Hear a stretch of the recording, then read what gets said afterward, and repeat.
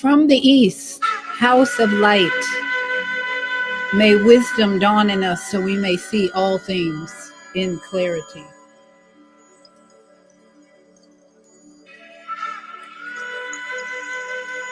From the north, house of night, may wisdom ripen in us so we may know all from within.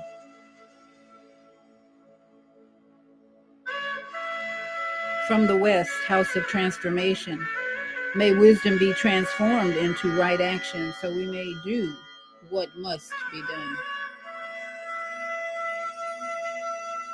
From the south, house of the eternal sun, may right action reap the harvest so we may enjoy the fruits of planetary being.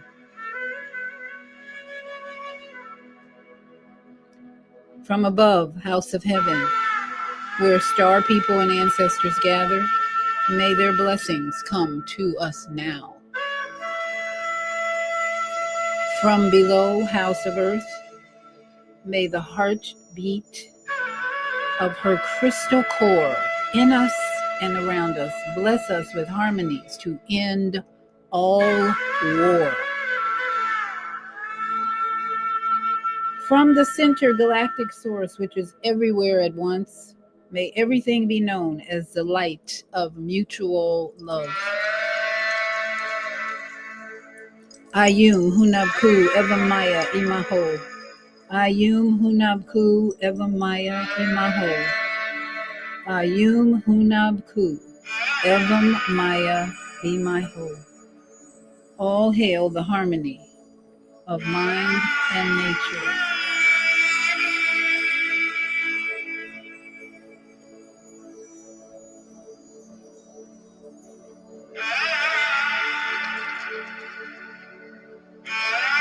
And that is the prayer of the 7 galactic directions. Jose Ageless was one of the founders, teachers, and comes out of the synchronistic human philosophy and teaching that the calendar is really off and we really need to get back to nature. So thank you for joining me. I'm Beata, your host for this edition of Soul Purpose Healing. And this is Beata's Tiny House Village. I have a very, very special guest. I'm so excited. We have a lot to talk about because look at what's going on. The wars and rumors of wars. This is scripture in our face, really.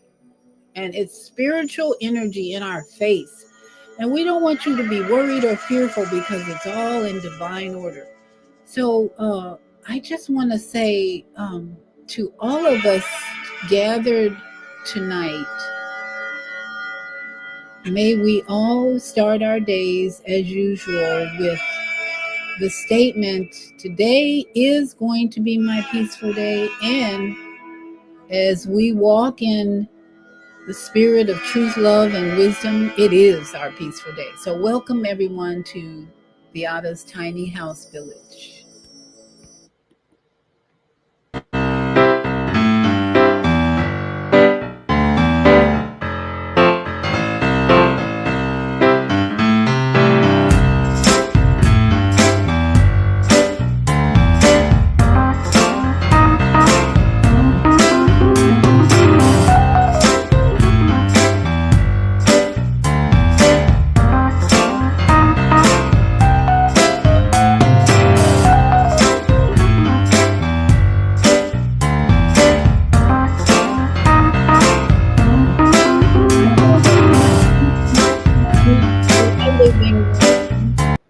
And let's get together and raise the vibration of this beautiful planet we live on. This is exciting times. And then just yesterday, bombs are flying again. We have so much to help us walk in peace and not be distracted because the distractions are everywhere, everywhere, everywhere. There's so many new distractions every day. And as the monks have instructed us to do, don't let that monkey mind take you away from the path of mindfulness. And so my guest tonight is going to help us all stay on this path of mindfulness, wisdom, truth, and love. Sabina Qureshi, and she'll tell us her correct name, has a BS in genetics, comes from a multicultural home. Has a lifelong love of music and arts. We got a lot in common because music is my number one love. So what in the world is happening? I welcome my guest to help us understand. Sabina, what's happening? What's going on here? Welcome. Your mic is your mic is off. Do I have your mic off? Let me see. Unmute mic. Unmute your mic. There. There you go. Welcome, welcome, my dear. How are you this evening? Thank you. And I'm doing really well. Sabina is in Canada, you say? I'm in Canada. I'm in Edmonton, Alberta, Canada. That's right. Isn't that wonderful how we can connect over all these miles? I'm way down here in Florida. It must be kind of cold up there right now. Yep, everything's covered in snow. That's right. Oh, you poor thing. We're used to it, and we actually enjoy the cold because it's here for about 4 to 6 months of the year, Yeah. And when you're a child, if you grow up in the cold, you love it. You love the snow. You play in the snow. You build forts. You do everything. Yeah. I grew up in Chicago, and Chicago has some of the worst winters. That's right.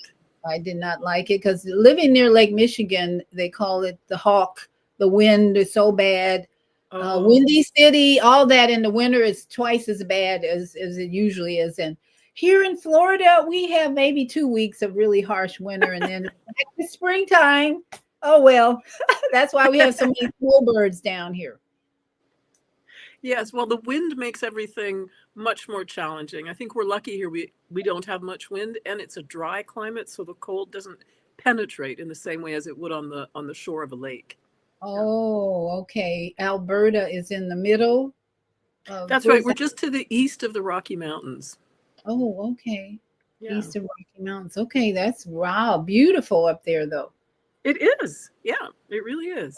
I've been to Calgary. I've been to the west coast of Canada, and that's enough. I love it. It was a beautiful place, so I have to admit. So, Sabina, right? Sabina, correct. Tell us about. Were you born in Canada? Tell us where you were born and what that. No, I was born in Philadelphia.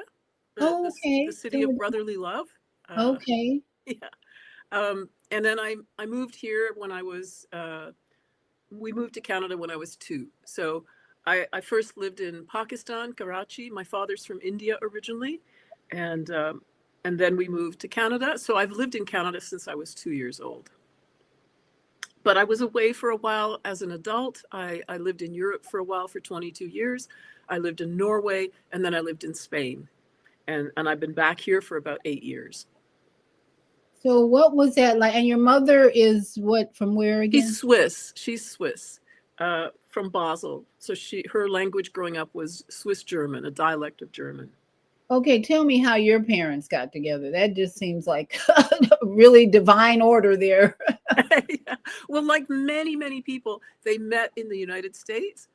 They were both students, and they met and fell in love, and then they created a family. Yeah. So they would be called immigrants? They were immigrants to Canada. That's right. So I'm a second generation immigrant. That is to say, I'm the child of immigrants. Right. Isn't that with all the discussion about immigrants and where we are today, it's like the country started that way, but we still are debating and arguing about this topic, immigrants and all that. Isn't it sad that we can't move on? I mean, really, the only people who aren't immigrants here are the First Nations people, the indigenous people. Everybody else is an immigrant, And that's my background. My mother's parents, grandparents were all indigenous and Native American. And my father was more dark-skinned, New Orleans, African American slave. He was really in the slave area in the early 20s. His parents were 1890s. His parents were born. So yeah, what a great mixture of cultures in this country. If we Yeah. could all learn, and we are learning to live together, it's just our politicians we have a problem with. Well, they're usually the last to understand what's really happening. I mean, the regular people are always much, much far ahead of the politicians in their understanding and in their vision of what is actually going on and what is necessary. Yeah. So tell us about your home life in Canada as a child with your parents. You have siblings too? I have one brother, a younger brother. Yeah. So what was that like growing up in Canada? Well, it was great. I mean, it just seemed normal to me, as most people's childhoods do seem normal to them, because that's all you know when you're a kid. I went to the local schools. I went to university here in the same city, and basically, what I was exposed to was these different cultures. My father's culture, my mother's culture, and the local, like Canada. So it's really three cultures, and many of my classmates were also the children of recent immigrants. I mean, everybody's either a child, a grandchild, or a great grandchild, et cetera, of immigrants. But some of my classmates, their parents had come as immigrants from different parts of the world. So it was a very multicultural experience, with people from all over the world. Of course, the majority of people I grew up with were, I would say, white Anglo-Saxon, like their ancestors were from Britain, most of them, or maybe Scandinavia or Northern Europe. But there were lots of people from other parts of the world as well. So it was a feeling of just the whole world kind of being here. And so what was the religious experience in your household? Well, my parents didn't talk about religion. They had Mm, decided that they would let us figure things out for ourselves. So, really? yeah, they didn't tell us this is how it is. But we knew, excuse me, we knew that my father was from a Muslim background because, in a cultural sense, not a religious sense, uh, we went to the mosque at Eid to celebrate. But we didn't, my father always said he was an atheist. He said he didn't believe in God. So there was nothing religious about our visits to the mosque. It was social. It was to meet up with everybody else and to be part of this celebration. So that was my experience of the mosque. And then my mother never went to church. I never went to church with her, but when I slept over at some friends' houses, their family went to church on Sunday morning. So I would sleep over Saturday night, and then on Sunday morning, I'd go with my friend's family. We'd go to the local church in the neighborhood. But I was a little kid, and nobody was trying to tell me anything about what to believe. So even though I was sitting in a church, those mornings, a few times, not often, I didn't really pick anything up. Nothing really connected for me.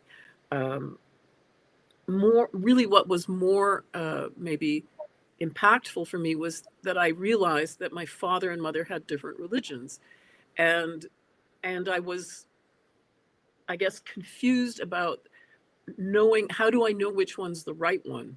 Yeah, That was kind of yeah, that yeah. was And so I didn't know really who to ask, and I didn't ask them. Maybe now thinking back, I think that's odd. Why didn't I ask them? But I didn't ask them because I thought, maybe I just thought they wouldn't know, or each of them would say their religion was the right one. I don't know. But what I do recall is that I had a conversation in my own head with God, I guess. I don't really know. But in my mind, as a little kid, I was talking to God and saying, well, which one do I pick? Because for some reason I knew about elections and like voting. I think because my father, he was a professor of political science, so the idea of politics and all of that was very present. And so when I talked to this, what I thought of as God in my mind, and said, what do I do? Which one do I choose?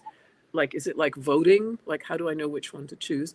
The answer I got was, don't worry, you don't have to choose either of them, or you can choose one of them or both of them. It's like God was telling me, I'm everywhere. I'm in the religions. I'm also outside the religions. So that was a great answer. Absolutely. I just did a show on Friday on my health and well-being show about sacred geometry, how that is God. It's in everything. And the name Yah, the Tetragrammaton, I started studying Hebrew. That's how I came out of religion. I started looking at Hebrew and the letters that tell us the meaning of the word in Hebrew, not the word itself, but if you know the meaning of each letter. So we had to learn the meaning of each letter in the classes I was in. So the Tetragrammaton is about hydrogen, oxygen, nitrogen, elements of nature. The name of the creator in the scriptures is just elements of nature. So that really stuck with me when I started. So like you said, he's in it. He, not even he, she, he, they are in everything. Right. So how in you have a BS, is it genetics and genetics? It's Why? genetics. Why genetics, Well, I Sabina? wasn't planning to study genetics. I loved art and music, Okay. but as a young person, I thought I had to do something serious, and I don't know where I got these ideas. I thought music and art aren't serious enough. So Okay. I was doing a general degree, trying to figure out what I would choose, and everything was boring except for the science option. You had to take a science option, and I had chosen genetics, not for any particular reason, maybe just because it fit in my schedule. But it was the professor in that class who made it alive and interesting. And so I thought, well, this is the only class that I actually like. It's the only interesting one. So I went into genetics. Partly also, after I'd been in that class for a bit, I realized, well, maybe I can get some answers here about life, because I started taking all these science topics like biochemistry, microbiology, chemistry, and everything was telling you how things are built. You know, there's a nucleus, there's this, there's that, it's all constructed. So the construction of everything was being explained. But what I wanted to know is, well, what makes something alive?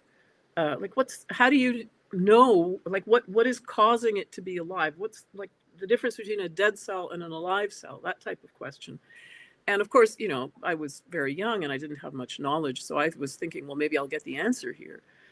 But in those 4 years of study, I did not get the answer to that question. And it was through a series of events afterwards that I started focusing on spirituality. And that's where I started to find the answer I was looking for, or answers, plural, that I was looking for about what makes something alive. So, would you say synchronicity played a role in fine tuning what you really love to do and what you were interested in and why you are studying the way you are studying now? Was it synchronicity? Did things start kind of showing up and like, oh, Absolutely. tell us, Yes. you remember any particular things that showed up? Well, crisis. Crisis was what showed up for me. I Crisis? was, yeah, crisis. Okay. Crisis. And I know that in many teachings, crisis is considered to be a great agent of change, and it's a catalyst. Crisis will push us into directions we weren't planning on taking. It may push us in directions we didn't even know existed. And that was certainly the case for me, because I had never been interested in religion or spirituality. I had no interest in any of that. I had done some hatha yoga, but purely because I thought physically it felt good, you know, but I wasn't thinking about things like God or the soul or none of that. But it was crisis that pushed me, because uh, uh, my boyfriend at the time, he killed himself, Oh, and that was a major crisis. It made me question everything. I began to say, well, what's the meaning of everything? What am I doing here? What is this all about? And then, you know, you talk about synchronicity. So that is where synchronicity came into play, because then I met people who told me about things and said, oh, well, why don't you check this out? Or why don't you check that out? Or I'm doing this course. Uh, you might like it. uh-oh. You're breaking up a little bit. Oh, Okay, now okay. you're frozen. Are you Oh, there? dear. Can you hear me? Uh-oh. Yes, I can. I Yep, don't know if that's me or I can I'm hear you. checking. Okay, good. You're back. I'm checking my Wi-Fi as well. I don't know if that was you or me that you went out. Okay, are you back? Can you hear me? Yes, I can. Now I'm both connected to Wi-Fi and to an Ethernet cable, just in case. Okay, well, let's keep going. I keep the prayers moving when things like that happen. Okay. And then the energy angels here. So a suicide to someone you loved and with someone you loved was the beginning of your kind of awakening, huh? To okay, what is life all about type thing? Yeah, a door opened and I was suddenly looking at a completely different path. And I stepped into it because it felt right. I trusted my intuition or my sense of, okay, this is what I need to do.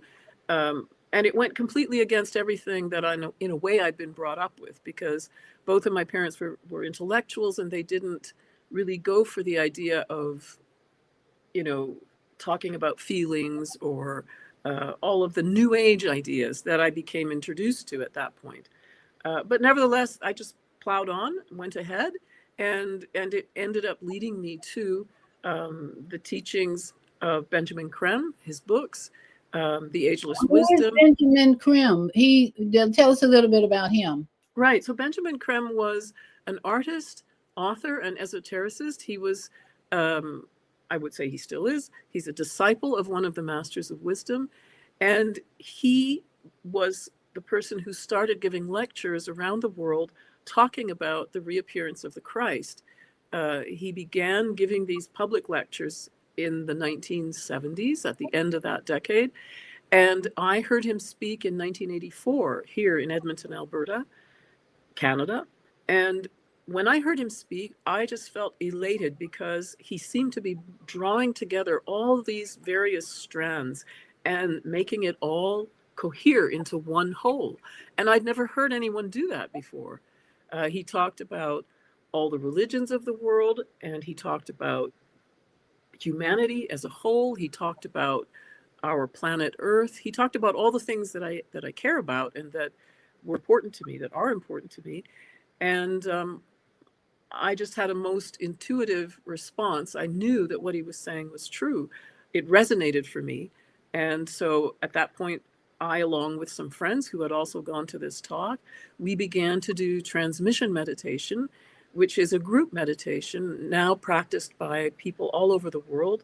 And it's something that is of a very potent nature, both to help humanity, but also to help the people who practice it. That is, it has a very powerful effect on the practitioners. It speeds up their evolution, the evolution of their consciousness. So transmission meditation. So That's right. is it in a particular language, or is it still more stillness? How does that differ from, say, other meditations? Well, it's a silent meditation. The Uh-huh. only part that's spoken is at the very beginning. To start the meditation, group members say aloud in unison the great invocation. Now, you may be familiar with the great invocation. Are you? What is it? The great invocation, it's an invocation, as the name states.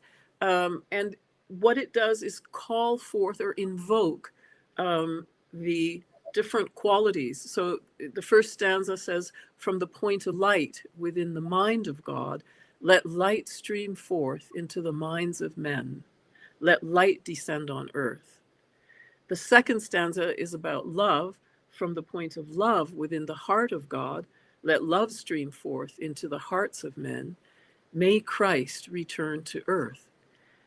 The third stanza is about will or power. From the center where the will of God is known, let purpose guide the little wills of men, the purpose which the masters know and serve. And then the fourth stanza is about us, humanity, because we are also a center. So from the center, which we call the race of men, let the plan of love and light work out, and may it seal the door where evil dwells. Excuse me, let light and love and power restore the plan on earth. So this is something we say together at the beginning, and then each person sits in meditation, holding their attention at their ajna center, the chakra right here between the eyebrows. And Mm-hmm. many people feel the energies begin to flow even before they finish saying the great invocation.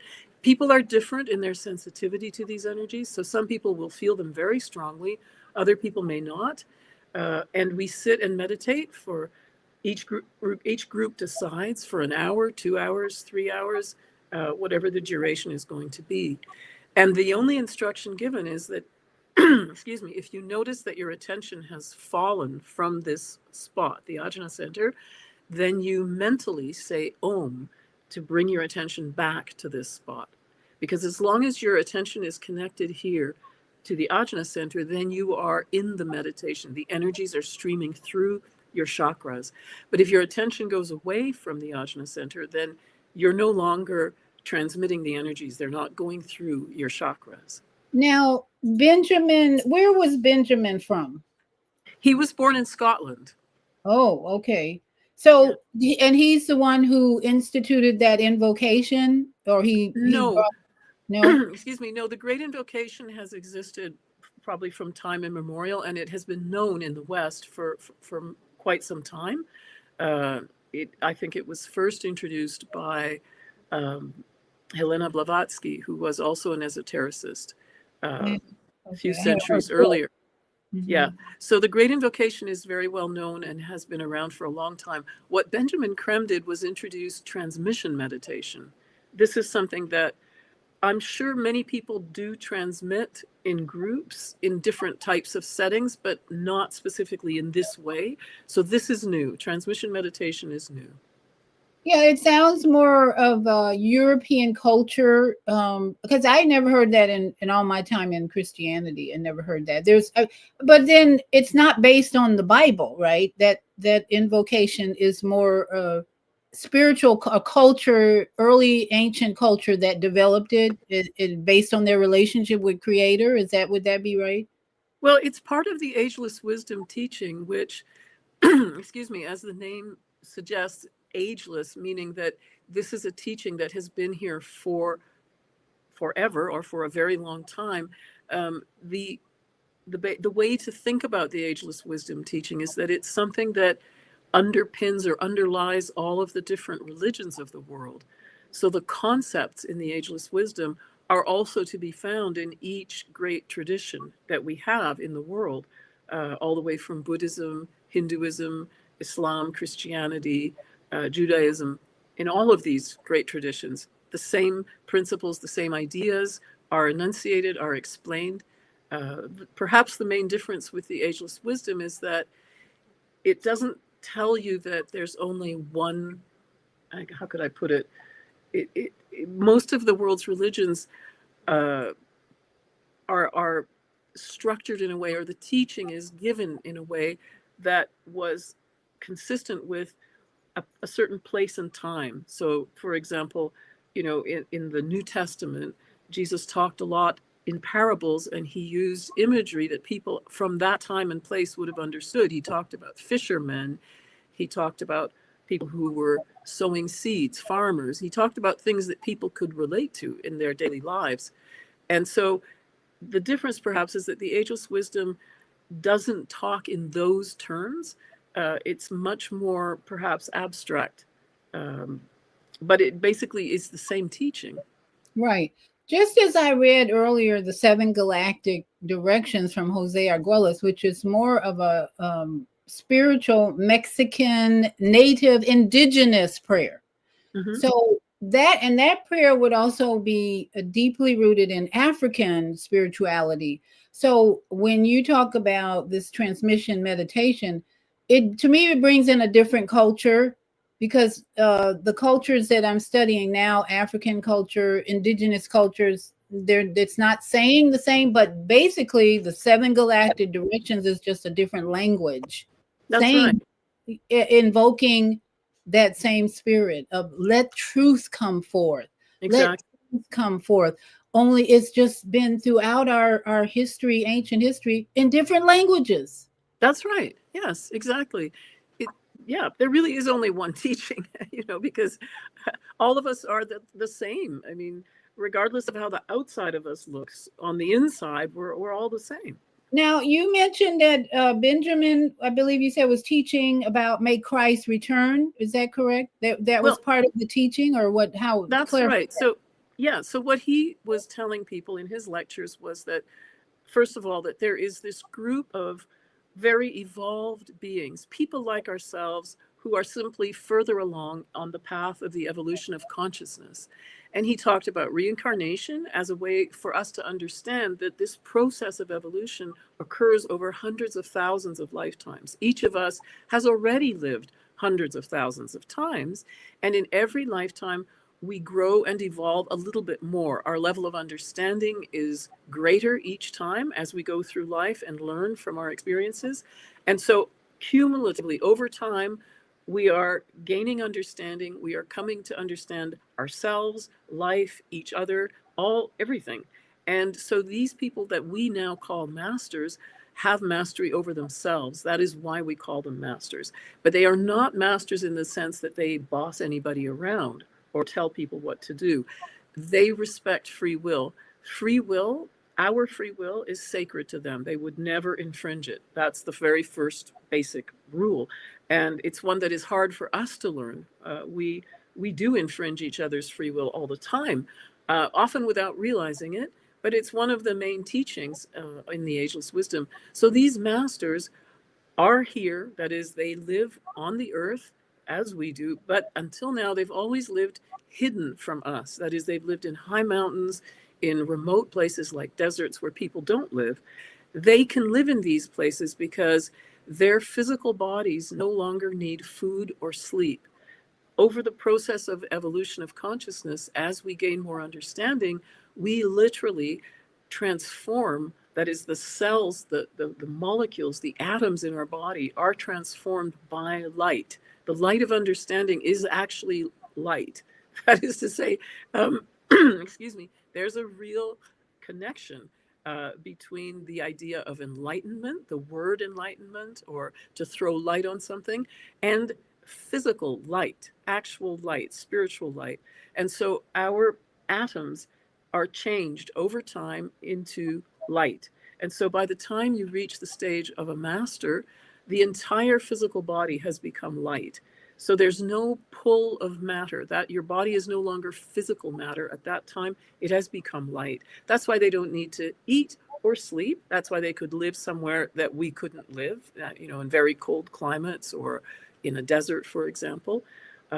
That's also why they can do things like appear and disappear to people. I mean, they do that on a regular basis to provide uplift, encouragement, succor, compassion, and to help people.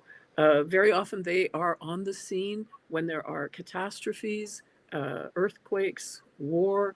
And there have been some videos that were found on YouTube. For example, there's one that I recall from when the civil war in Syria first broke out that shows people on a street in Syria hiding behind parked cars. They're hiding to prevent themselves being shot. And there's one man that's lying on the ground on the street side of a car, like he has been shot.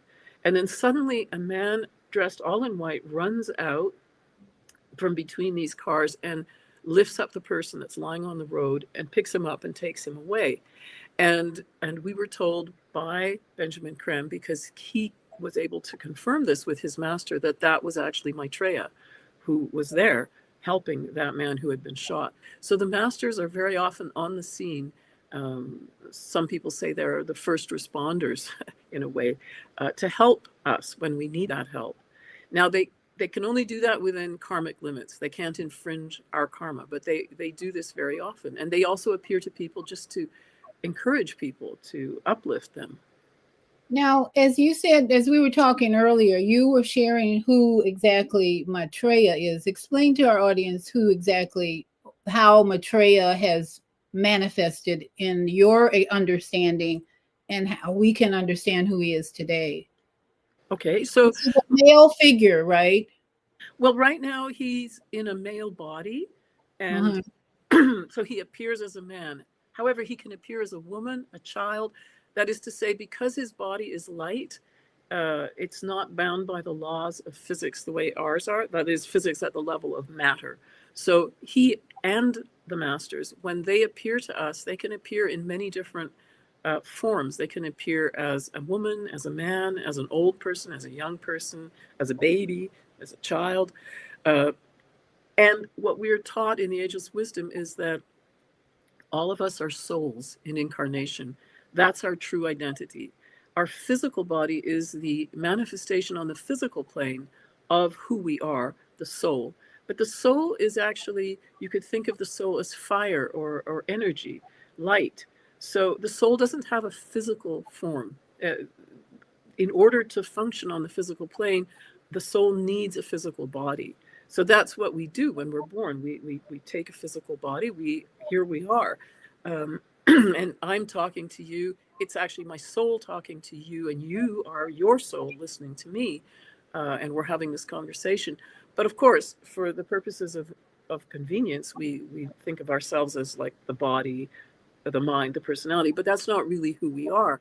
So Maitreya is like us, a person who comes out of this earth evolution, but he's just much farther ahead on this path of evolution. And he is one of the masters of wisdom.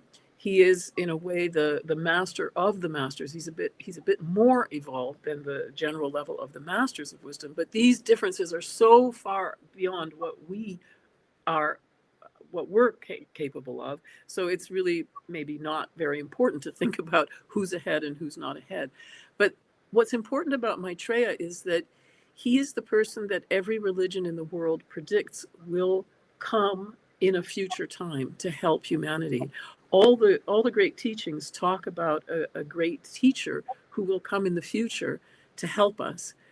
In the Christian Bible, the teaching tells us that Christ will come again, the second coming of Christ. In the Muslim teaching, the great Imam, the Imam Mahdi, is going to come. The Buddhists believe that Maitreya Buddha is going to come, and they have the name Maitreya in their teaching. The Hindus believe Krishna will come. So every teaching talks about a great teacher who's going to come in the future to help and, in a way, save humanity.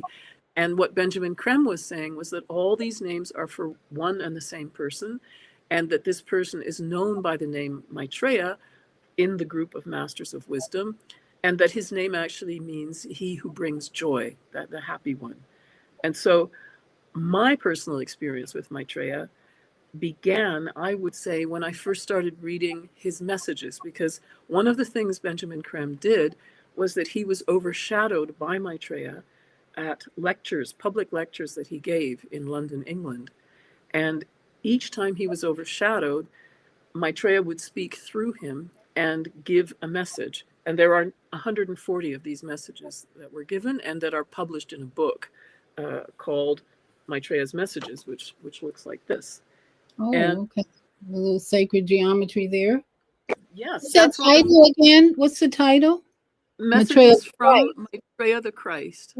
Okay. So when he says may Christ return, what's that Mm-hmm. look like?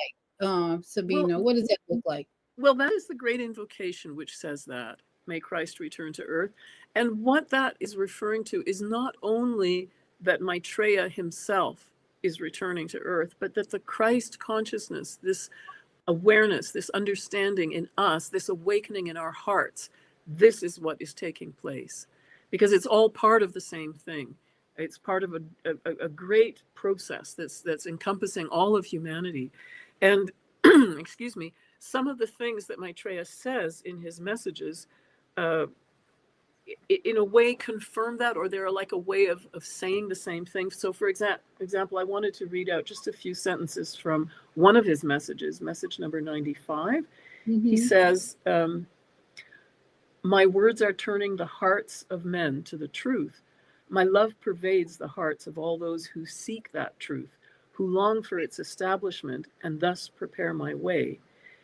And basically, what he's saying is that my teachings are simple, my words likewise. All that I say is quickly understood. There is nothing difficult about the truth of God. The truth of God, my friends, resides in the hearts of all men. That simplicity is yours to unfold. So, what he's saying is that the truth is already inside of us. That is, yes, teachers are important. Teachers help us because they remind us, they point the way. But the truth is actually already inside you because you are a soul, a divine being. He says each of us is God, in fact.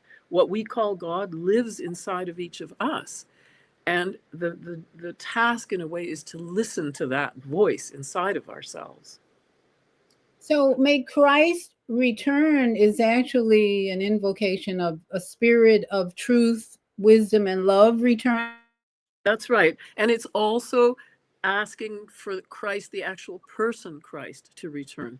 Because, Okay, so who does that? What does he look like? What does that person look like? Do we know, or can we say? well, there has been one photograph taken of him.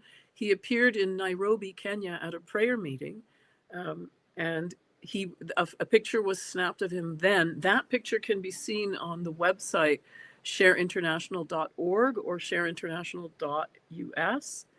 And in that photograph, what we see is a tall man. He looks to be about 6'3". He's wearing the traditional garments or clothing that men wear in Kenya, in Nairobi. So he's dressed appropriately for where he is, and his skin color is I would say light brown. He looks sort of maybe Pakistani in terms of the color of his skin. He's got dark eyes, dark hair, and a beard.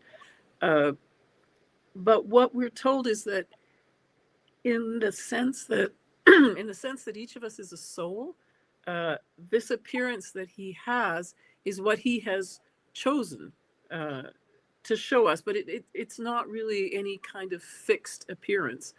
I mean, in the same way, our appearance is also not fixed because we only have this appearance for this lifetime. You know, I don't know who or what I will be in my next lifetime. None of us do. And yet the teaching tells us we have each lived hundreds of thousands of times as a man, as a woman, as someone rich, as someone poor, every different type of life, because that's how we learn. Okay, so this, so this 6 foot man shows up in Nairobi, Kenya, and everyone says that's the Christ. And so Well, actually, they knew this what that's what happened at this because prayer meeting.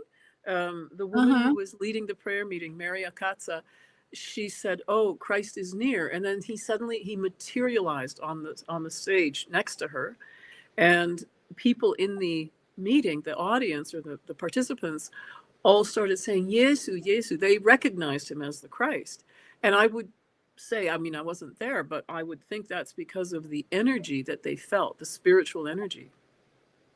Was everyone crying when he showed up, or do you know the emotions that were present? Yeah. Okay. Well, there was an article written that where the photo comes from is an article that was written and published in the Kenya Times, and in that article, the reporter who wrote the article says yes, people were crying, people were asking for healing. Many people did get healed, in fact. Yes. Okay. So I see the parallel or comparison of that to the Walk for Peace with the Venerable Mm-hmm. Bhikkhu Panakara. That man, I believe, is the Christ return. And I'll tell you some of the synchronicity or why it kept becoming stronger and stronger in my belief. In the book of Isaiah, and I grew up with the Bible from, as I said, an infant. I was Mm-hmm. swimming in the gospel of Jesus from the time I was listening to the Bible being preached from the time I was a baby.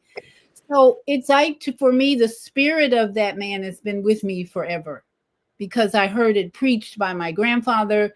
My mother sent us to a Methodist church in Chicago. We go to Southern Illinois. We hear the Bible preached. It was like for years and years. And then moving out of the Christian walk, I moved into Hebrew understanding of Yeshua. But in the book of Isaiah, there's a song. I even have it. I just downloaded another song in Hebrew that talks unto us a son is born, a child is given. Are you familiar with that? Well, And those words, yes. Mm-hmm. and his name would be called Mighty Counselor, El Gabor. The Hebrews come in more than Prince of Peace, Sar Shalom, Prince of Peace, and the government would be on his shoulder. Okay. So once I started watching the Walk for Peace, and I'm seeing the venerable Bhikkhu Panakara carrying this garment on his shoulder, and every city, the government, the government, the government for 2,000 miles, this man carried the pins and things of the government of each city until he finally got to Washington D.C.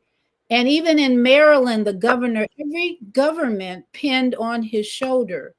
So Isaiah said that this man, the son, would come and would be called Mighty Counselor, Prince of Peace, and the government would be on his shoulder.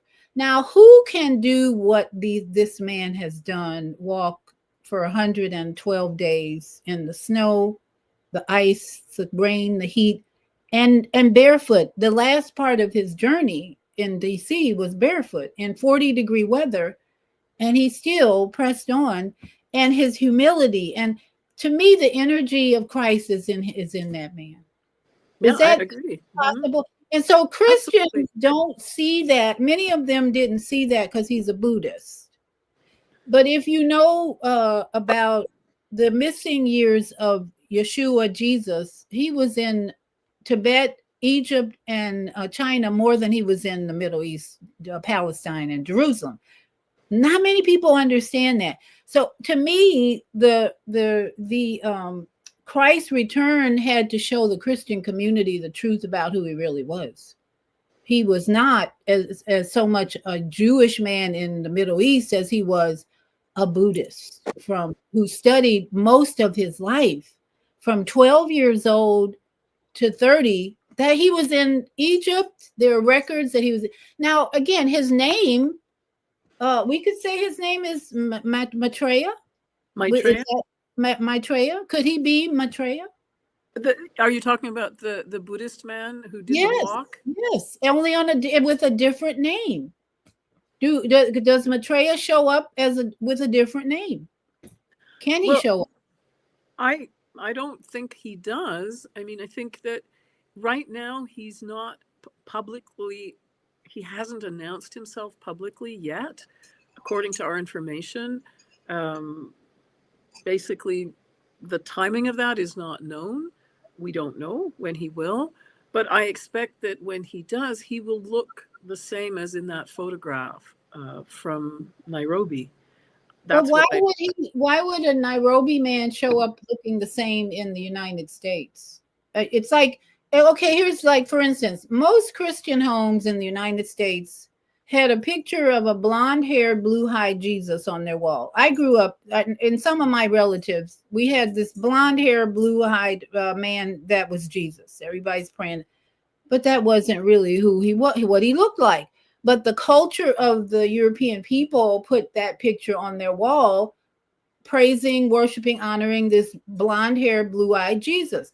We later learn that he was Middle Eastern, probably more like the Nairobi Kenyan man you talk about. But this Buddhist who walked recently, he's short, dark brown skin. Well, he's sort of brown skin, all this the walking.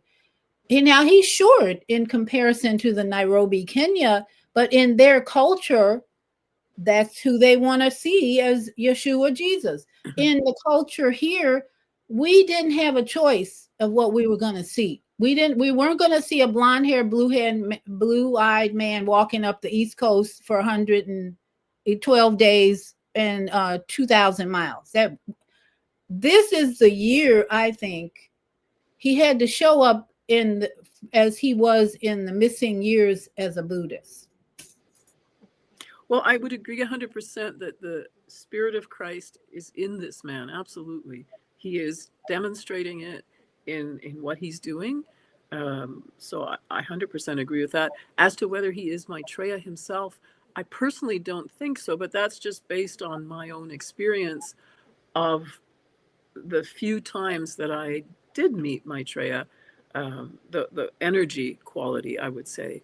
But I don't think that it should be any kind of a diminishment of what somebody is transmitting or teaching or showing or sharing to say whether that person is or is not Maitreya. I think, the teaching that I understand from the Masters of Wisdom and from Maitreya is that each of us carries within us that same quality or that same spiritual presence. So really, the task for each of us is to make that manifest, to try to be that, in everything that we do. And when we see other people doing it, to celebrate it and to to give it the due that we feel it deserves, to be moved by it, to be inspired by it.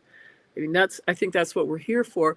And we do that in a kind of group formation.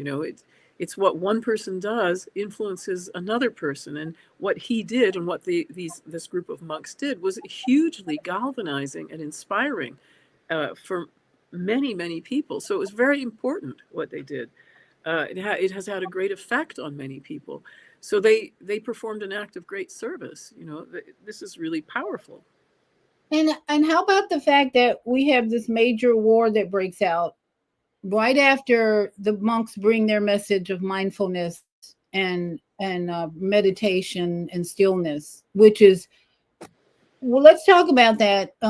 What do Yeah. we do now with our government just dropped a bomb on a country, and we're seeing so many perspectives. I interviewed a woman on my show here about a month ago who's Iranian, and Uh-huh. she's been very upset about her relatives who are dying over there and being slaughtered and suffering and in pain. So her attitude, her response to this bombing is, let's celebrate. We have hope now that things will change. This regime, this horrible regime, is going to fall. And then you see other perspectives of, this is horrible. Why are we dropping a bomb on Iran? Blah blah blah blah. So, what is your perspective on that, Sabina? That the United States government, which is all about endless wars, and yet I'm also seeing there's a very spiritual component to what's happening in Iran, that people don't understand what the significance of this shift is going to be. What's your perspective on that? Well, my answer would be I would like to quote from a message, not this time, not from Maitreya, but from Benjamin Krem's master, one of the masters of wisdom. And it's about cooperation. And it starts like this: humanity today stands poised for a great leap into the future, a future in which man's essentially divine nature will demonstrate. Little though he may know this, man has passed and is passing the tests which will allow him in full adulthood to become the recipient of knowledge and powers with which to fashion that future. And basically, what he goes on to say is that a new consciousness is awakening all of us to our inner needs. The old competitive spirit dies hard, but nevertheless, a new spirit of cooperation is likewise to be seen. And so when we look at the government of the United States, for example, and many governments, they are demonstrating what it is in our past. That is, they are demonstrating and acting out competitiveness, aggression, and that is something that is destructive, as we all know. Um, so another thing that this master says, he says, the old and backward-looking love competition. The new embrace with joy divine cooperation. Competition has led man to the precipice. Cooperation alone will help him find the path. So, my response is simply that what we're seeing played out here is the spirit of competitiveness and its destructive effects. I mean, writ large, it's an extreme example of this. But at the same time, what we're seeing is people all over the world saying, no, we don't want war. That's not what we're interested in. We want something else. We want cooperation. We stand with our brothers and sisters everywhere. We do not have enmity towards the people in Iran, for example. We do not have enmity towards people anywhere. What we want peace. And I think that is what is going to come about because people are going to push for it and demand it. Really, the big changes in our world these days come about when people, normal people like you and like myself, when we push for changes. It takes time. It doesn't happen right away. It doesn't happen overnight. But I find very inspiring to look at a book written by Howard Zinn, a historian, an American historian. He wrote about the 20th century in the United States. And what he basically says is that all the things that we now take for granted, like the 8-hour working day, the weekend, um, all these different developments that didn't exist, for example, 100 years ago, They were brought about by people on the ground, regular people pushing for them. And this took place over periods of time, over months, years. It wasn't something that happened immediately, but in the end, it did happen. Some people paid with their lives. I mean, the government's response was often very violent.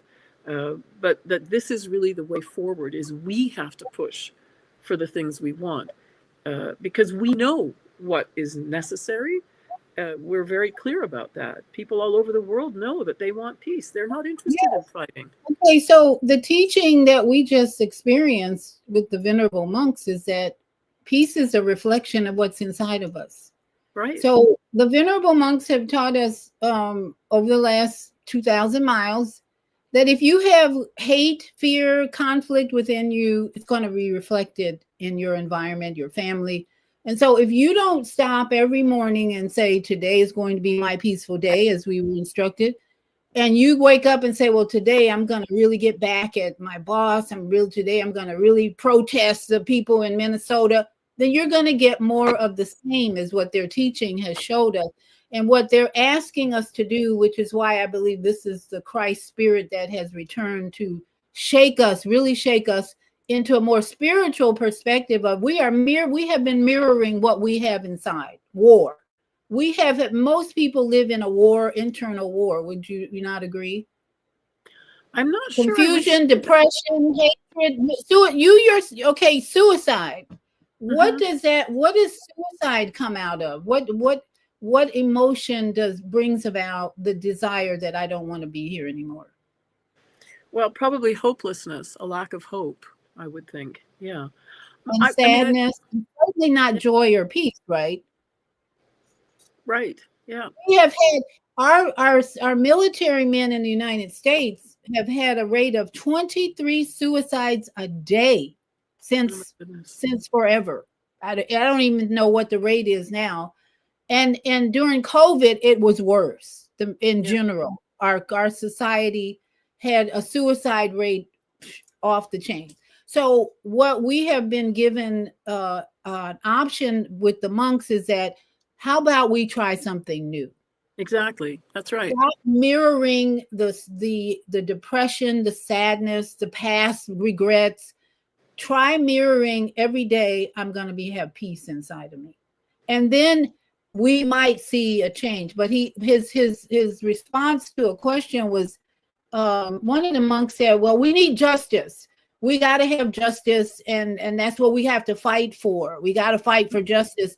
And his response later on, I think a couple of days later, we'll have justice when we have peace inside. But we're not going to have justice. We don't need justice if everyone promotes peace inside.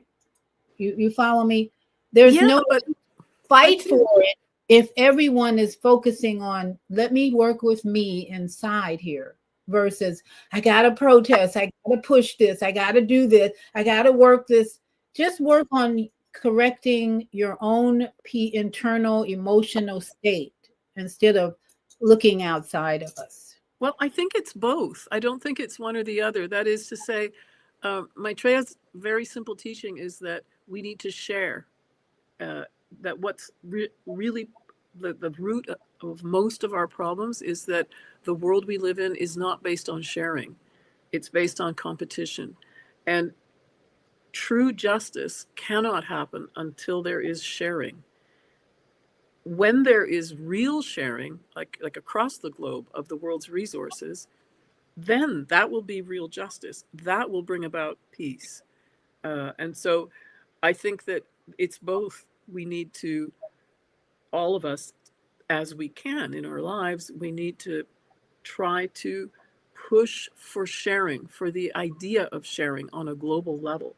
And that will lead to these things. But we also need to do the work that we can do with ourselves to have peace in our lives, because we need that. Each of us needs it. It's very important, and it radiates out from around us. So I think it's absolutely essential. So I don't think it's this or that. I think it's both. I really do. And you're right. I think as we develop the consciousness and awareness of what is our environment like around us, then we respond appropriately. For instance, I give you my grandchildren have been very resistant to me sharing wisdom with them.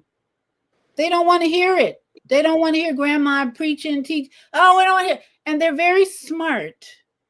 And they're in a divorce situation. So their mother, on the one hand, is one way, and I won't even talk about her. But then their father, I live in my son's backyard, and I have had to keep my mouth more closed now and observe what it is I can share.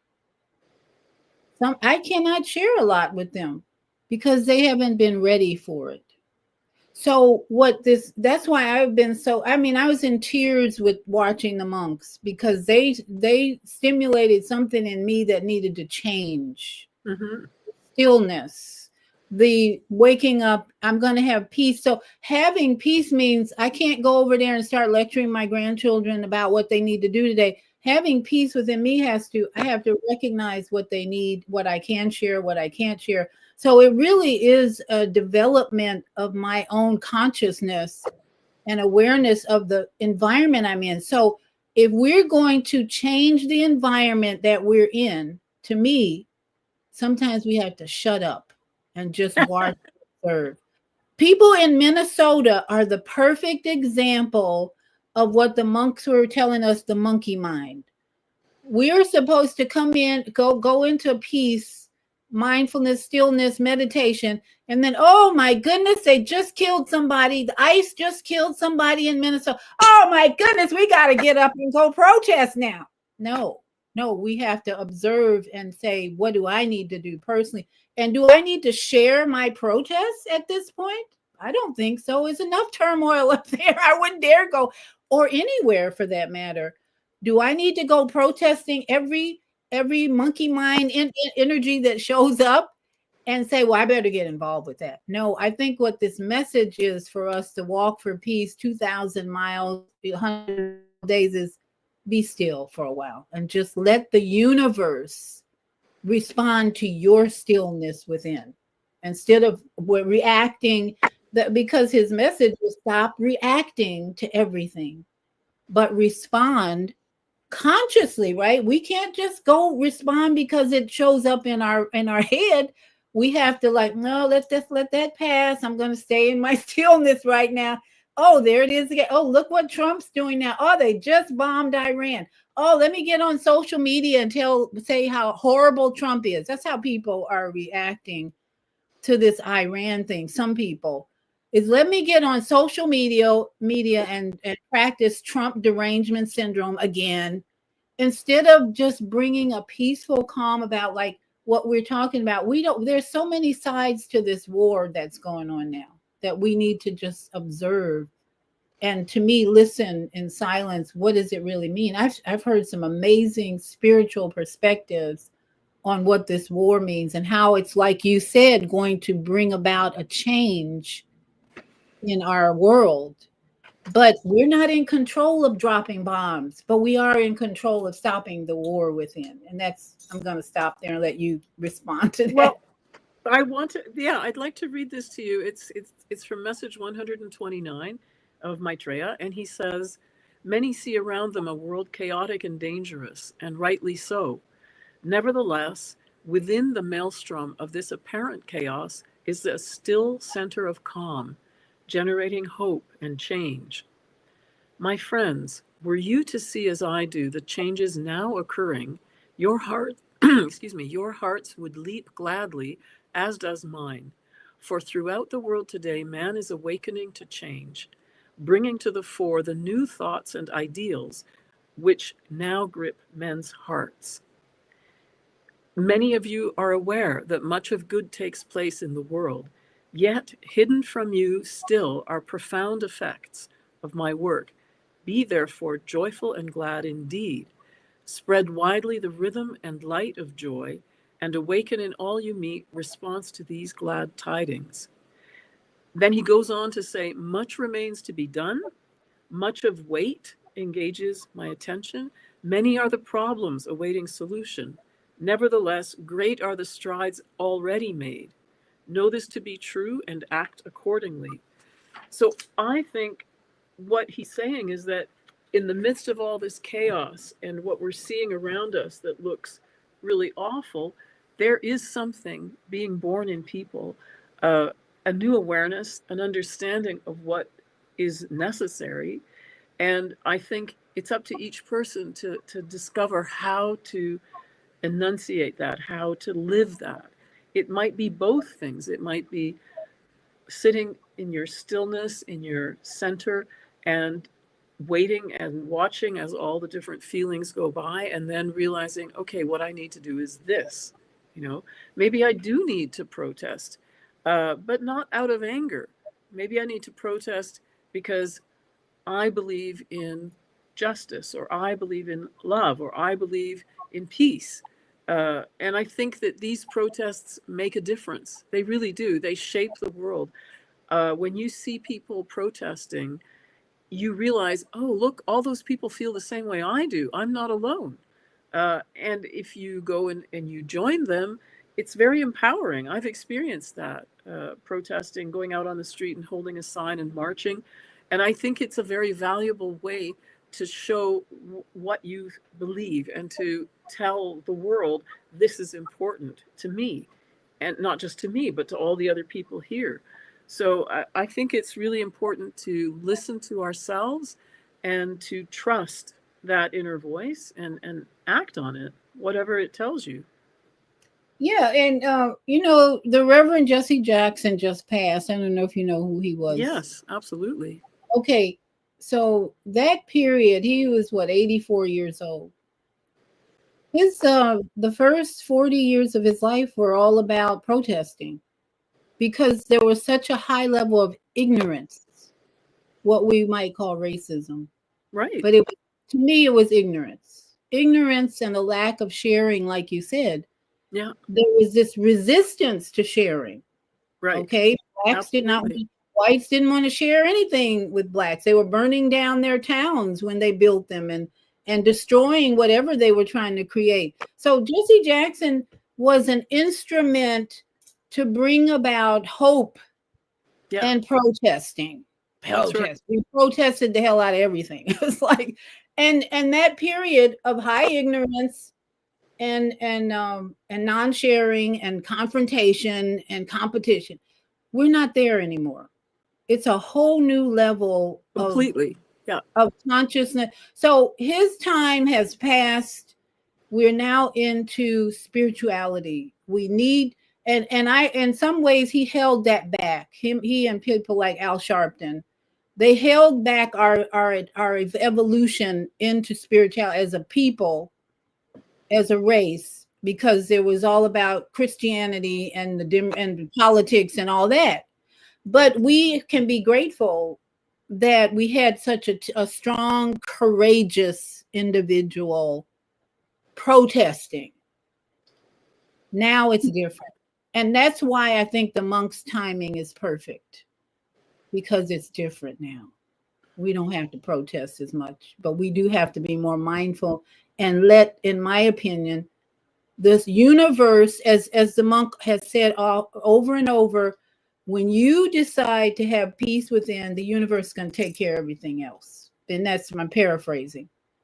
But when we want to go out and protest and yell and scream and ICE, I hate this, hey, the universe is like, okay, I'll let you have it. And we are reflecting again the hatred and the anger, instead of I'm going to be peaceful and promote love and caring and sharing and loving kindness, compassion, peace, instead of, oh, we got to, I hate that, I hate that, I hate the president, I hate that. That is why we're in the mess we're in now, is because we've had too much of that. And yet I read something, I heard someday that has shifted greatly. In fact, do you know this week on March 3rd, there's going to be a big solar event or eclipse that we are being told to prepare for in a big way? It's going to be a big shift of energy on March 3rd. Are you familiar with that at all? No, I'm not. But I'd have to say I don't agree with you about that the time for protest is past. I don't think so. I think as long as there is injustice in the world, I think protest is necessary, because I do think that's what moves things forward. But I don't think it's like protest and don't find peace inside yourself. I think it's both. I do think protest is important because I think that the wheels of change, these major changes in the world take place because there's a change in people. And yes, even if you don't protest, the change inside of you has an effect on everybody around you. That's absolutely true. But I do think that protesting is a very valuable form of expressing what is inside of you, where you see injustice, speaking up against that. I think it's very important. I really do. But yeah, and thank you. I understand what you're saying, but if we recognize the systems that we're operating in today, the educational system, problems galore. The Absolutely. political system, Yeah. problems galore. The medical system, huge problems. Right. The systems, it's like, I look at it as the human body. This sacred geometry that I'm so aware of now inside of us is a system of perfective homeostasis when we have peaceful emotions. If we don't have love, gratitude, forgiveness in our hearts and our emotional state, this system won't work because the hormones, okay, the hormones are going to be throwing off, the cortisol and the adrenal glands are going to be off. If with the peace, the energy of peace is not there in our state of being as souls in a vessel, it runs on positive energy of peace, love, forgiveness, loving compassion, kindness, runs on that. If we are out here thinking that we're going to change any of these systems, political, medical, by yelling, screaming, hating, it's the same process that's going on in this microcosm that the macrocosm is saying, if you have peace, we'll do it'll everything will work out. So I agree with you on some level that you can do both, but I think the time now is to shift it a little bit more toward working on the inside instead of, if you see something going wrong, pause. Because we have had in our societies the habit of jumping out there, I'm going to do something about this. This system is too deep, too corrupt. These systems, plural, are so corrupt, so deep, that it's going to take a universal energy, a cosmic energy to correct all of these systems, or at least some of them.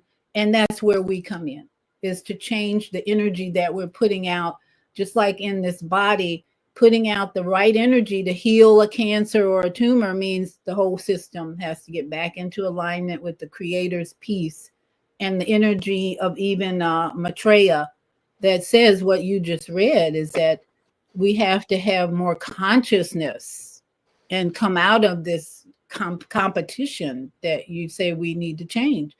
So yeah, you're right. We can have a balance of it, but to me, we've had too much of the other, and now it's time, as the monk said, to focus on mindfulness. That's the key word right now. Mindfulness. Come out of all this Jesse Jackson, and he left at a very crucial time in the planetary alignments to show us that the shift was changing from his generation of all that protesting and resisting peace and all to one of spirituality. We have to shift more into that if we're going to have a change in all of this. Well, I do think that Jesse Jackson did. I think that his protests came out of his deep faith. So Oh, I yeah. don't. Yeah, I don't think he was protesting out of anger, and I think that it's nonviolent protest, like the kind of protest that Reverend Jackson did. That is the kind of protest that really has a powerful effect. Are you familiar with? There's some research that has been done by a Harvard professor named, I think her first name's Erica Chenoweth, who found that in societies where people are protesting for change, on average, it takes 3% of the population uh, to be involved in nonviolent protest to bring about those changes. So, in fact, this study was very interesting because she and her colleague went back through, I think, about 50 years or so of protests and changes in the world to see what the correlation was. And it's always nonviolent protest that brings about change. And it doesn't take a large number of people. 3% was the number, 3% of the population. So I think maybe what you're talking about is the difference between reaction and response. Because when we react, you were using the word mirroring. When we react, we're basically on the same wavelength as the thing that we're upset by. But when we respond, that's not the same. A response comes out of a place of mindfulness or stillness or peace. So it's quite a different way of acting and using our energy. Yeah, and in fact, Jesse Jackson was kind of a master at responding by going to corporations and threatening them in a way. If you don't do what I say, you're going to be looked at in a negative way as a racist. Blah blah blah. He became very good at that. They call it grifter, or I don't know what the word would be. But he learned how to work the system.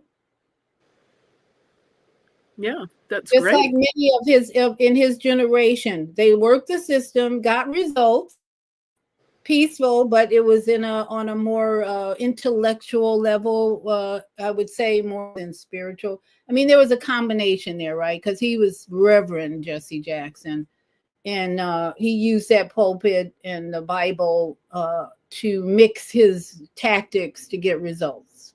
And he responded to the racism and to the hatred in a way that he got results, and they weren't the most highly moral and all that, but he did get results. So today is what we are seeing. The system is even more sophisticated about some things, and so I think we have to take a higher level of consciousness to get results is Well, we what. definitely, yeah, I agree. I think that we can't solve these problems with the same type of mind that has created them. Um, Exactly. that is Exactly. absolutely true. So And really, what Maitreya and the masters say is that the divinity in us seeks expression. It's what each of us naturally and innately wants to do and to express is this divinity in us. If you look at small children uh, in the early part of their life, what they demonstrate, what we see in them is joy and love. That's just the natural expression of the soul, and so that is a quality that's very, very powerful. It's in each of us, and we can use that. It's a very powerful force. absolutely, and I'm seeing that in my grandchildren. It's definitely complicated these days with all the technology that they have introduced our youth to just show compassion and kindness and respect and because they're distracted. So one of the things we're dealing with even as adults, all the distractions that are keeping us from being loving, kindness, compassionate, and peaceful. And so we are really the war. I see this war that has this new war that has started is just another challenge to recognize the distractions that are keeping us from our divinity and responding in a more effective way, in my opinion, in this 2026 than we have in the past. So we have well, we have good timing, but I'm gonna if you have any other questions, or would you like to give us a final word? What do you see as the most important practices and thoughts we can have going forward in this year to help us all have more peaceful and loving kindness in our lives? Well, I think honesty of mind, sincerity of spirit, and detachment. These three teachings are very powerful. This is what Maitreya has given us, his teachings. And honesty of mind simply means being honest with yourself. Uh, because when you're honest with yourself, then there's an inner coherence. And that alone will bring a lot of peace, being honest with ourselves. And then sincerity of spirit, it means, don't say things you don't mean. Um, don't do things that go against what you believe. And that's a form of kindness to yourself, actually, because you're respecting yourself when you do that. And then detachment is that you stand back and you just observe. It doesn't mean you don't care, but it means you don't fall into reactions. And even if you do have reactions, just stand back and observe them. And that's one of the things we're taught with transmission meditation is thoughts will arise, emotions will arise, but in order to stay centered in the meditation, you just watch them come and go, kind of like watching the clouds come and go. And that is how you maintain your focus. And it's out of that type of focus that you will know what to do, when to do it, how to do it. And I think that's a very powerful tool that we all can use. And that's the message of that the monks brought us, is to watch those thoughts but keep meditating. And that's why people cried along their path, because it woke up something in us that we hadn't been reminded of in a while. And Right. so many people, especially Christians, were never taught to be still in church, meditate in church. They brought a whole new awareness to Christians Mm-hmm. that what you've been doing in those church buildings isn't working as effectively as it could if you start practicing mindfulness. And people are crying the whole along the way, because yeah, that makes sense, because he brought a spirit of truth Mm-hmm. that we hadn't heard in a while, Yeah. especially if you've been to a Christian church. Haven't heard that in a while. In fact, when their journey ended, I was like, I don't ever remember being in a Christian church where we were still and meditate. Never happened. Never happened. It was always shouting, and even during prayer, it was loud prayer and not. So we needed this message going forward, because what we've been doing isn't really working. The endless wars haven't stopped, but I think they will ease up, at least when we change our perspective and start practicing, like you just said, detachment. How about detachment from material things as well? Is that detachment includes, does that include material as well? Are we caught up on our materialism these days? Too Well, caught up? I actually think more and more people are not caught up in materialism because more and more people are experiencing a lot of challenges, in terms of balancing their budget. I mean, the number of people who really are having a tough time right now economically has grown so much in the last 10, 20 years. It's incredible. So most people don't have the luxury of being really materialistic these days because they just don't have the means, they don't have the finances to be materialistic. So in one way, there's that kind of hardship that's happening for a lot of people. And I think when I look at younger people, they don't seem to be caught up in the materialism. Of course, some people always will be, but in general, my impression of young people is that they're not, and that they have their eye on the ball. They're looking at what's happening in the world, and they're saying, "No, I don't want this. I want this." They're really thinking about things. Yeah. I agree totally. A lot of our younger generation are fully into uh authentic, being their authentic self. I saw so a couple of young people with purple hair today and pierced, and I thought that's beautiful, because you're being your authentic self, whatever that feels like. To me, it was more natural to see that than some of the other things I've seen. But yeah, they really are not, they just want to be authentic, whatever that looks like. They're practicing that in a big way, some of Yeah. them. So we have hope. We have hope. Absolutely, we do. Absolutely. Well, I hope it gets warmer soon for you in Thank Canada, you. but if not, enjoy the snow and ice. Thank you. You should come down to Florida if you need a break. Okay, If I you will ever do that. if you're ever in this area, look me up. Are you on Facebook, or how can I am. people connect with you? Yeah, I mean, I there's a we have a YouTube channel for What in the World is Happening, the program, the podcast we were doing for a few years. And I can send you the link for that. Maybe that can be posted. That's on YouTube. What in the world is happening? That's right. Yeah. Oh, okay. I'm gonna put that in the And I chat. think maybe in order to find the actual page, you have to put What in the World is Happening right now. I'm just going to check so I can tell you the proper. Okay.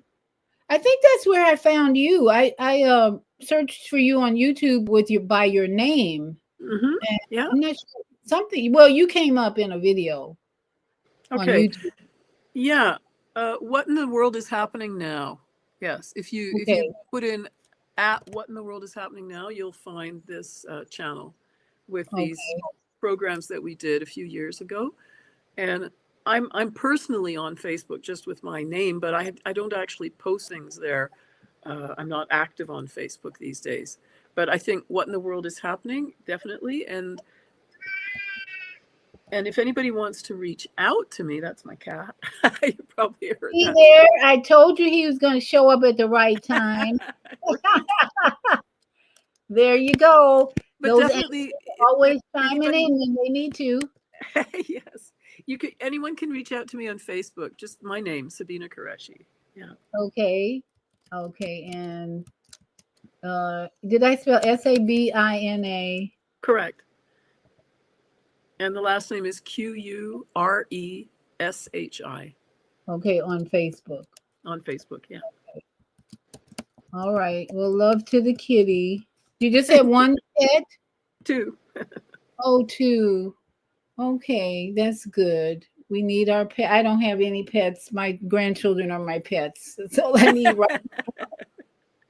I tell you that I love my peaceful place here, and then I go over there and there's challenges galore. So I Well, and am I have to say, I admire you for respecting their free will and not imposing on them, because even a blessing can be an imposition if the person isn't ready for it, right? Yeah, it's been a real, they are my teachers. yeah. You know that saying, when the student is ready, the teacher appears. They appeared, and I thought I was the teacher. Ha! Surprise, surprise. Well, They I are, think and it's because of they were in a divorce situation at a very young age. My yeah, my son and their mother divorced. I think my grandson was 2 years old, and his sister's 2 years older than him. So it's been challenging because of the trauma. That was traumatic, yeah, sure, and so it has forced me to change me, not them, because they're too young right right, now to totally process and heal that divorce energy. yeah. Well, I So think we're all teachers and we're all students, both. and part of the response to the things going on is to realize, is this a teaching moment or a student moment for me? Right. And so that's when I had to shut up with my grandkids. I'm like, this is a real student. I need to just be quiet. But they would, what I do in the morning is, today is going to be my peaceful day. I wrote that down. And then before they go to school, I went over there and say, listen, we should do that. And they just totally cooperated. That was like, Oh, that was my first miracle with today is going to be my peaceful day. I'm going to try this with my children and my son, and they all cooperated with no resistance. I'm like, ooh, this is good. I got to keep this up. that's And they great. still do. In fact, they were here today. We have a trampoline right outside, and they were on the trampoline. And I said to them, okay, how you feeling after 15 minutes? They said, oh, I feel okay. I feel okay. I said, now what is today? And they both said, today is going to be my peaceful day. That's So wonderful. my joy has come by being a student and being more quiet, and not Right. trying to push on my beliefs on them at this stage, and because they're not ready for my teachings or my influence or whatever I want to give them. They're not ready. And I'm feeling blessed to be able to make that shift. At my age, that's a miracle. Well, I can just I would say you are having an influence on them already. by being quiet and still. Yes. See, there, wow, I just got that. When we do that, the universe works on the other people. That's why this mindfulness message is so important. Because I'm seeing it right here in my own family. When I shifted into more mindfulness, I see spirit working on them. Yeah, absolutely. Yes. So so very grateful for that. And thank you so much for your wisdom tonight and Well, your. thank you for the opportunity to talk with you and share the time. So you'll have to come back and as things move on in our world, let's come back and have Okay, another yes. conversation. Never know what's Okay. going to happen in the next few months or weeks. I'm telling you, things are moving fast, aren't Well, they? that is true. Yeah. Oh, I look So forward to it. Let's see what happens. Yeah. I wanted to ask you, you Hmm. said you love music. Yeah. What's your favorite music? What do you listen to? Lots of different things. I love European classical music. I love North Indian classical music. I love jazz, blues. I don't have one favorite. Really? Yeah, So was your household full of music as a child? it was. Yes. We had music parties all the time of Indian music, North Indian music. Yeah. Same here. My dad was from New Orleans, and when he was home, we were listening to all kinds of classical, jazz, all kinds of music. And to this day, it's my number one love. So, congratulations. We're keeping the Thank you. best. We're keeping the best of our childhood. Yes, I agree. Yeah. And music is very healing for me. I when in fact I'm never alone when I turn on my music. I've got every whatever whoever's playing, it's me and that music going, and I don't feel alone at all. Just got the right music, and it's a real turn on for me to listen to certain music. So Yeah. keep up the good work, keep the music flowing. Let's keep the music flowing Thanks. here. You too. Yes. All right, it's my pleasure. Thank you so much. Thank you. And to all my yogi friends out there, Satnam and Namaste and Ashe, Ashe, oh, and Shalom. Everybody have a great week. And remember, March 3rd, go onto YouTube and figure what you're going to prepare, how you're going to prepare for that day. 3-3 is an important number, and there's going to be some stuff going on all over. So, love you all. Thank you. See you later.